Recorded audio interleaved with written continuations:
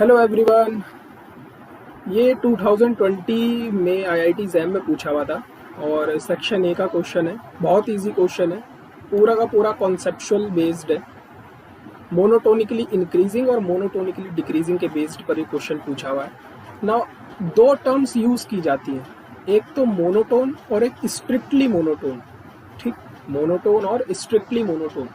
Monotone का basically मतलब होता है कि कोई भी सीक्वेंस की टर्म, जो भी आप सीक्वेंस ले रहे हो, कंसीडर कर रहे हो, वो मोनोटोन होगी अगर वो या तो बढ़ती हुई टर्म में, मतलब उसकी जो टर्म है वो लगातार बढ़ती भी हो या फिर लगातार घटती भी हो या फिर एक कांस्टेंट वे में रहे। ठीक, या तो कांस्टेंट हो या तो इंक्रीज करे हर एक टर्म या फिर डिक्रीज करे।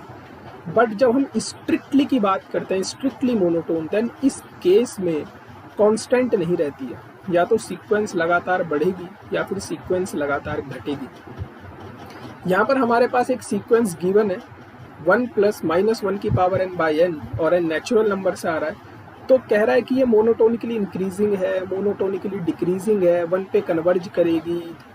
थर्ड ऑप्शन, ना तो ये इंक्रीज है ना ये डिक्रीजिंग है। तो चेक करना है हमें कि ये क्या है। जो भी हम सीक्वेंस पढ़ते हैं वो रियल लाइन के ऊपर पढ़ते हैं, है ना। तो अच्छा होगा कि आप इसकी 3 या 4 टर्म निकाल के रियल लाइन में ड्रॉ करो और आपको पता चल जाएगा इस सीक्वेंस का बिहेवियर कि ये सीक्वेंस मोनोटोनिकली इंक्रीजिंग है या फिर ये मोनोटोनिकली डिक्रीजिंग है। तो अगर मैं एक रियल लाइन ड्रॉ करूं, सबसे पहले इसकी एक टर्म्स फाइंड आउट कर लेते हैं कुछ, है ना। इसकी कुछ टर्म्स फाइंड आउट कर लेते हैं। What is S1? जब n की जगह हम 1 पुट करेंगे, so we have 1 - 1 which is 0। ठीक। What is S2? S2 is what?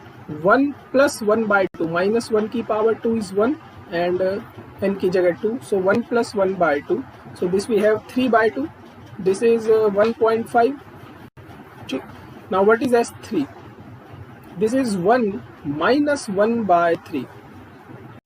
This is 2 by 3.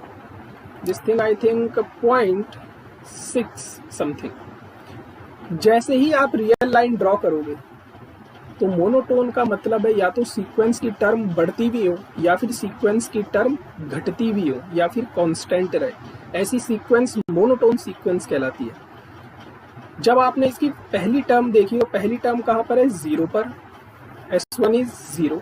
इसके बाद ये बढ़कर 1.5 तक पहुंचा दूसरी टर्म। S2 is what? 1.5। लेकिन जैसे ही आपने तीसरी टर्म निकाली तो इस सीक्वेंस की टर्म पीछे आ गई 0.6। क्या ये मोनोटोन सीक्वेंस है? मोनोटोन सीक्वेंस का बिहेवियर या तो बढ़ता हुआ होता है या फिर घटता हुआ होता है या कांस्टेंट रहता है। ये तो S1 से S2 तक बढ़ी लेकिन फिर S3 पर आकर घट गई।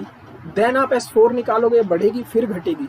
मतलब ये सीक्वेंस ना तो मोनोटोनिकली इंक्रीज हो रही है ना ही मोनोटोनिकली डिक्रीज हो रही है।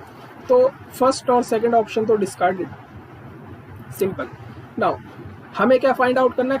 तो थर्ड ऑप्शन ट्रू हो सकता है क्योंकि यहाँ पर इसने बोला है ना तो मोनोटोनिकली इंक्रीजिंग है ना ही मोनोटोनिकली डिक्रीजिंग है। और फोर्थ भी हो सकता है, क्या पता है डाइवर्ज कर जाए।